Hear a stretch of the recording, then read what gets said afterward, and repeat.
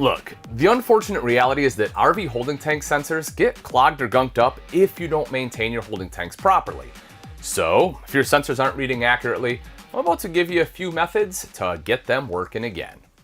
First up is to use liquid dishwasher detergent. Now, we use dishwasher detergent because it doesn't foam as much as some of the other detergents out there, but it's still really effective at cleaning.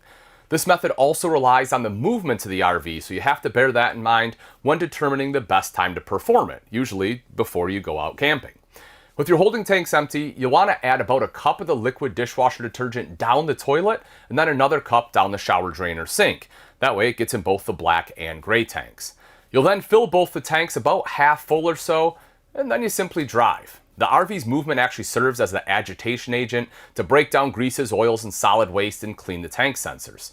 Once you arrive at the destination, dump your tanks, and if it's still not reading correctly, well, then it's time to move on to the next method. So the detergent should have had a little bit of time to help break down anything in the tanks, and after that, we want to use either a black tank flush if equipped, or if not, you'll want to buy a tank cleaning wand. For a step-by-step process on using the black tank flush, we actually have a brief but thorough walkthrough that I highly recommend watching, and I'll drop that in the description so you can watch it after this video. If your RV is not equipped with the black tank flush, then you'll want to use the tank cleaning wand as we mentioned. To use this, make sure you're hooked up to a sewer or dump station and open the black tank valve. Next, you'll want to take a water hose and hook it up to city water. Do not use your drinking water hose as you don't want to get it contaminated. Connect the other end of the hose to the tank wand, open the toilet bowl, and stick the wand down the toilet to start the cleaning process. Now that should do the trick and get your sensors working properly.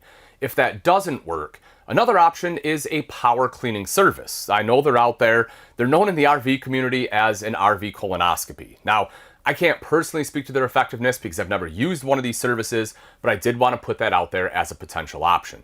The other option, of course, is to bring it into your local Camping World Service Center so that they can provide a tank sensor evaluation and determine if maybe the sensors have gone bad or if there's something else going on with your tanks that needs to be fixed. To find out how to properly maintain your tanks, check out these next videos.